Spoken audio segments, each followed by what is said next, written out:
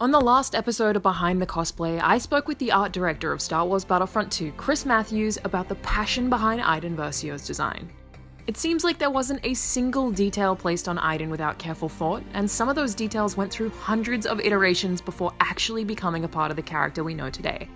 As a cosplayer, that is a little intimidating, so I've decided to call on a powerful ally to help me make Iden as accurate as possible.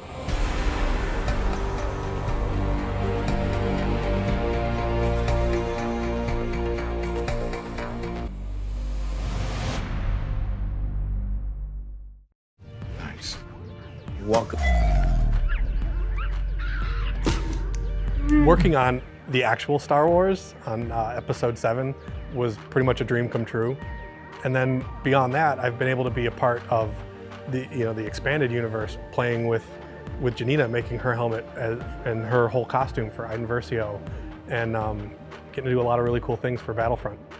Frank Ippolito is a professional costume designer and the founder of Thingagy, an LA-based company that has designed plenty of things you've probably seen in movies and television shows. I can't think of a better person than Frank to help me bring Iden to life, especially when he has one skill I seriously lack. Frank knows how to make armor out of plastic.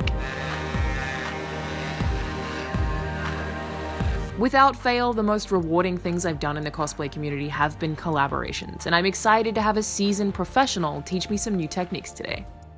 Frank, thank you so much for joining us here today. Yeah, thanks for coming to my studio. It's so cool to see this stuff in person for the first time. So what is this all made out of? Most of the stuff is vacuum formed ABS plastic. What does that mean? So you take a shape and then you heat up a piece of plastic and suck it down over that shape. So now you have a real thin, pretty durable piece of plastic instead of something heavy like fiberglass. But how do you get even the template for these pieces to start it? Because, Iden's costume isn't a normal Star Wars costume. Yeah. Iden's costume, specifically the Inferno Squad, is a mishmash of a bunch of different troopers. Yes. So there's parts from the TK costumes, and then there's parts from the TIE pilot guys. There's a lot of little details that only the really true nerds know. Finding the right chest versus back and the belt, like everything on Inferno Squad is a little bit different. The Emperor's plan must not fail.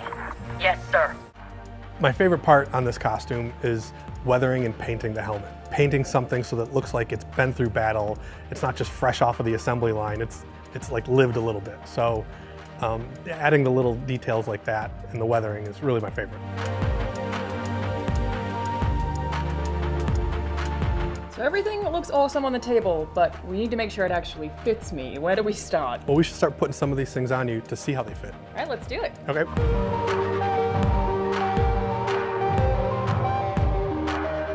Stormtrooper and TIE pilot armor is not necessarily comfortable, so it's an interesting challenge to try and make it comfortable. Using lightweight materials and using spandex and elastics so that things kind of have a way to move and stretch as you move helps a little bit, but you really only do so much. It fit really well, it was comfortable, and the pockets are real, which when cosplaying is very important to me because it sucks if you can't use your phone. So I was very impressed by that. Well, I learned a lot. There are so many different steps and processes that going into making those thin, shiny armor pieces we so often see on Star Wars characters, just like Iden, and I'm really excited about how authentic this cosplay is going to look with Frank's help. It's really coming together, and I'm so excited to finally get the chance to transform into Iden. All that on the next episode of Behind the Cosplay.